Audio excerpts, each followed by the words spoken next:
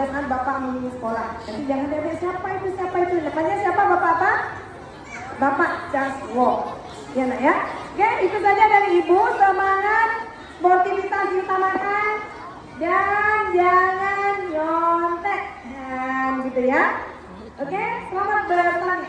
Makasih. 8, 7, 6, 5, 4, 3, 2, 1.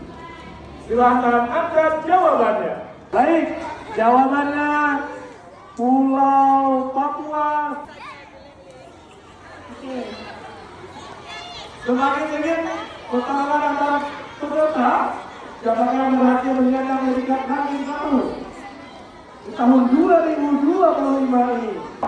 Pada tahun 2024, tuliskan kepanjangan dari PON. Sebuah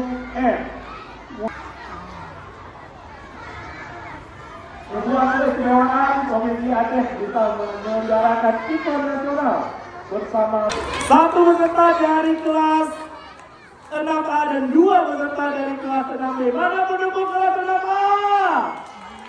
Pendukung kelas 6B.